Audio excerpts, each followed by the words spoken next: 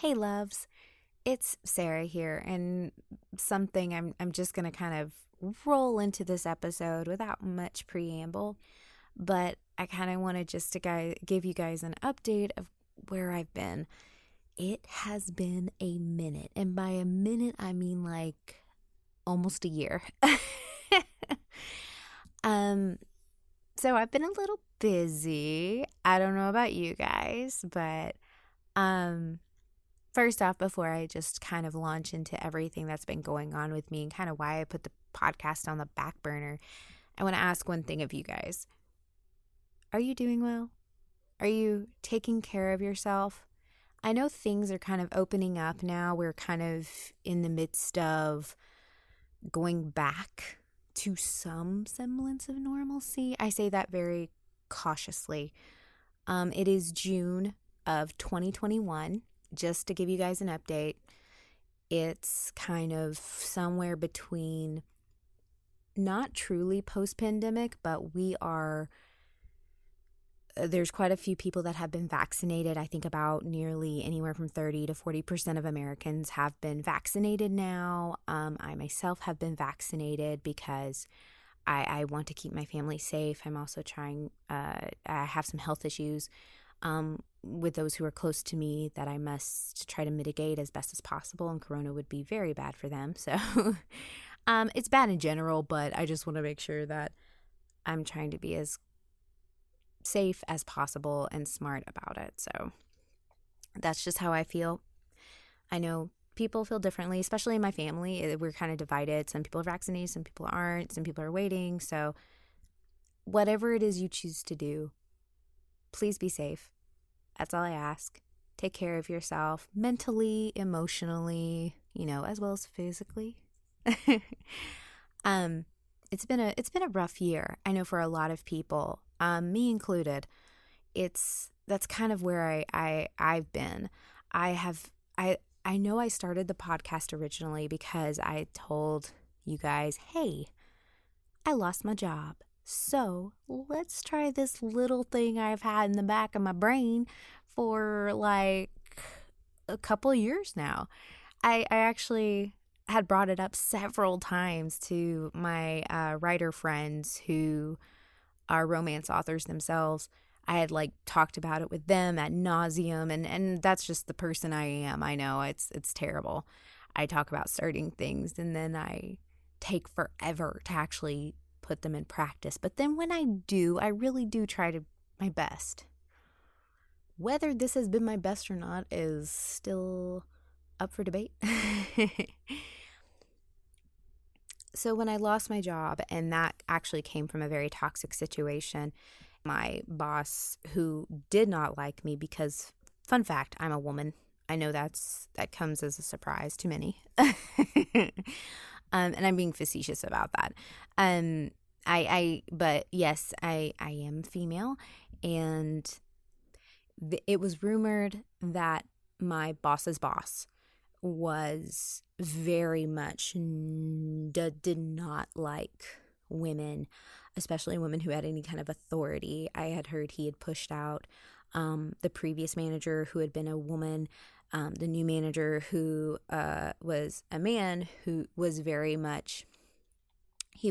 kind, and he was trying to be very protective of all of us, our entire and that's a whole story, and I won't get into it too much, but he tried to his best to protect us as much as he could from his boss, including me and several of the other women on the team. But then he ended up letting go me, who had the most experience on the team. I had the most experience out of my job. I was the most experienced on the team. He let go of another woman who had been there the longest at 4 years. I think she'd been there 3 or 4 years with the company, and she had been there the longest on the team because everyone else had left prior to her because of that bigger boss. And then he ended up letting my manager go too, because my manager, he complained, was too much like a woman. So make of that what you will. I'm not saying the isms, but it was it was a thing. So I was actually very relieved to get out of that situation. I had been looking to get out for a while. Um, so when I was let go, I decided to throw my energy into something else.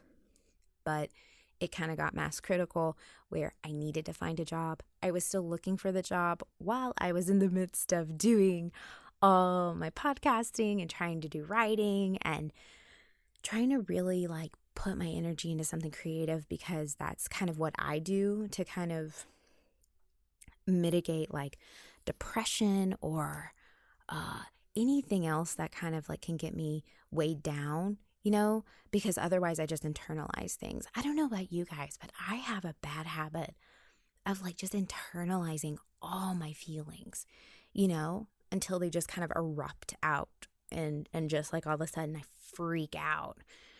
Like my husband doesn't put up dishes one day and I'm just like yelling and crying at him like, why must you do this to me? And he's just like, I just didn't put up the dishes like immediately. It's gonna be okay. And I'm just like, no, it's not. Why are you doing this?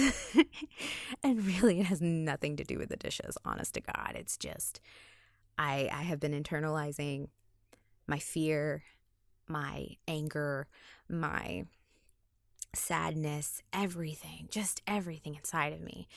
So it got to a point where I absolutely needed to find a job. So I had to take energy away from the podcast and like just full force. I can't tell you how many interviews I had over the course of like 6 months. It was ridiculous. But I found, guys, the most amazing company. Like, really. I've never worked for a small company. I don't know if any of you ever have. Or even worked worked remotely, but it's kind of a combo of both. So like I know a lot of people are working remotely right now, but literally my job is like all up in like Minnesota. Like the actual company is in Minnesota. Most everybody works in Minnesota. I'm kind of an outlier. Of course I would find a job where I'm an outlier because that's just how I work. But there's just like 80 people in the whole company. And they're super tight-knit, super sweet. I mean, and honestly, I didn't realize it at the time, but I said all the right things, the exact right things in the interview, because I kind of like, after being in this job now for a solid, like 9 months now, I could see where I'm like, okay, I said the exact thing they were looking for, because this is the exact situation like I had kind of laid out and kind of mulled over during the interview and used as examples of like, this is kind of environment I came from. This is the kind of things I did. And not to say this is a toxic work environment. No. That has nothing to do with it. I could just realize in my brain, I was like, you know what? I'm saying that when I just talked about a toxic work environment. No, this is anything but. This is like the most amazing team I've ever worked with. Like, as far as everyone getting along, there's no weird power dynamic. Like, as far as, we're kind of thought of as underlings, we're kind of under a thumb. Everyone's super great. I couldn't say better things about them. And I know I'm kind of going off about it, but I just kind of wanted to let you guys know where I was and why I had taken time away to reset. Because I had to. I really had to. As far as, like I said, I wanted to dive right into this job and do my best. It's, of all things in the gaming industry, I have no clue. Like, my knowledge of gaming pretty much went out the door as far as like in 64, you couldn't get better as far as my brain's concerned. Like, my little teenage self, like my inner teenager says to me, in 64, that is the best system you're ever gonna get. So don't even bother trying anything more. Don't try to bother learning any of this new like gaming stuff. It's just it's beyond your capacity and your skill and your time and effort, because I didn't have the time. I didn't ever had the effort of putting into games. I think for me, I wanted to do other things. So I just never really got into gaming And I felt like every time I tried, it was like it was so fast paced that there was always a new system. There was always a new game coming out. And that's really how it is too in the industry as well, like behind the scenes. So it's very, very fast paced. And I feel like I just never could keep up as a consumer. So I didn't even try. So again, I'm learning so much about how the gaming industry works as a whole. I have electronics background, but like gaming is still very new to me and I'm trying to learn all the quirks and nuances of it all. That being said, I'm also trying to heal myself. That is one of the things that really took me away from the podcast. The other thing was it was like a domino effect, right? I think a lot of us felt that. It was one thing led to another, led to another, led to another, and all of it kind of stemmed from this weird place of, a worldwide pandemic, being stuck at home, working remotely, dealing with all these other issues that kind of compiled and made like the perfect storm, right? Please be aware, there's a little bit of a trigger warning here. I will be talking about the passing of a loved one. So there's a little mention about death. So I just want to say that up front. I'm not going to talk long about it. I'm not going to go into great detail. I just want to make you aware in case that's something you don't want to hear about today, or you're not ready quite to process any of that kind of information for the moment. Lost my job. My Nana got sick. I honestly, I think I might have mentioned it once, but she ended up getting very, very sick. So between July, the end of June, and then July and August, I ended up helping take care of her. I'm not a nurse. I'm gonna say that right now. I'm not qualified really in that realm. No, really not much about healthcare except for my limited knowledge in Wikipedia, like WebMDing, all that, all those symptoms. And that never does well for my mental health. So I am not qualified in any regard, but I did my best and I did try to take care of her in the best way I could. She ultimately ended up succumbing to her symptoms and the causes.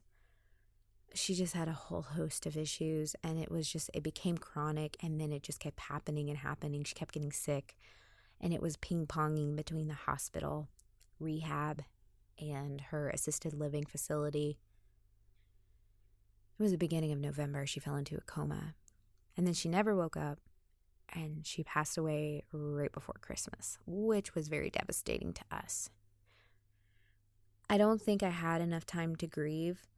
I had kind of prepared myself all year because the prognosis wasn't looking good. And I knew that. I knew that deep down in my heart. I mean, even as a layman as I am, as far as health goes, I could tell she was tired. She was so tired. And she just kind of given up. And I feel like you have pillars in your life, pillars of people.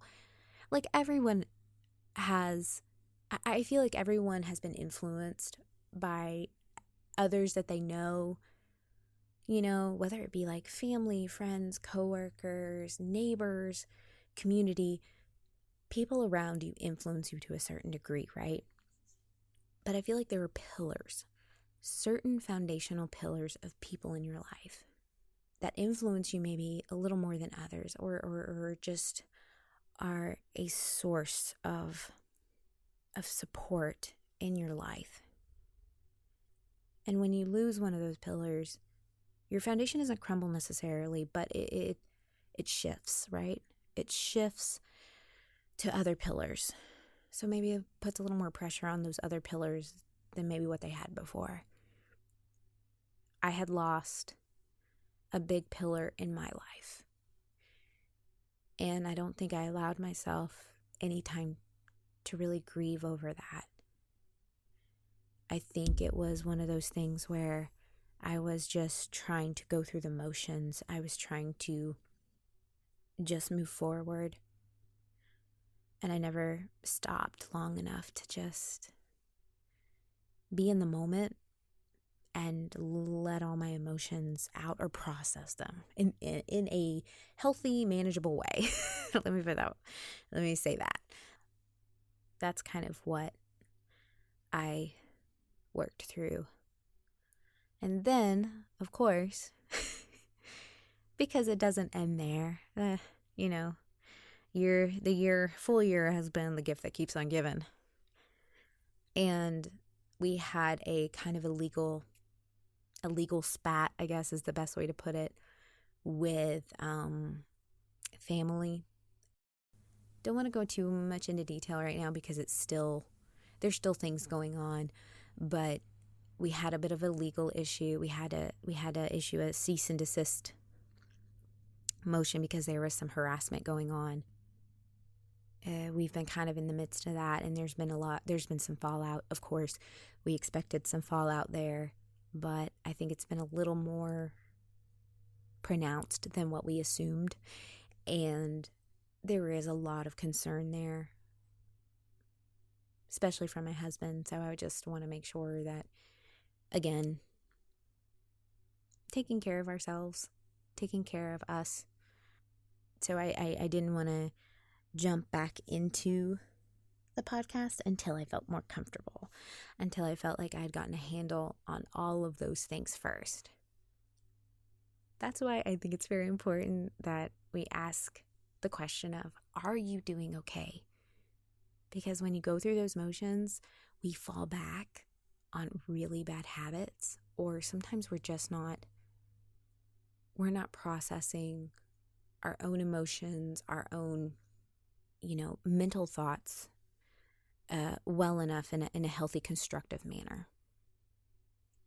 So that's why I feel like it's always important to ask how you are doing too. And I want you to really think about that and say to yourself, am I doing okay? Do I really need, do I need something in my space right now? Do I need to carve out a little time and a little private space for myself so I can kind of work through whatever I'm going through at the moment? Do I need to light a candle? Do I need to take a bubble bath? Do I need to read a few chapters of my favorite book? Should I binge watch at least 2 episodes of my favorite show? Rewatch my favorite movie, play my favorite game? Any or all of these above. I want to thank you for taking the time to spend with me for a few minutes to kind of talk through all this today. I know it's a lot. And that's kind of what I've been doing the last 9 months. In the process of that, I have been still doing interviews, still talking to people, still trying to have episodes kind of in my queue as far as the podcast. So when I was ready to return to it, I had them ready to go. And I kept thinking I would get back to it sooner, but then that never happened. And of course, I feel like a total jerk. I've had at least 2 authors I've interviewed. They're in the queue waiting for their interviews to be released, and they are wonderful. They were wonderful interviews. They were great interviews. So much great material had come out of them. And of course, like a doofus, I was a complete flake, and I haven't put them out yet. Please be looking for that. I will have those 2 episodes incoming.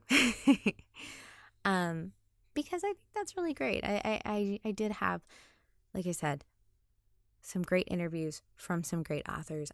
You will see those probably released in very close succession for each other.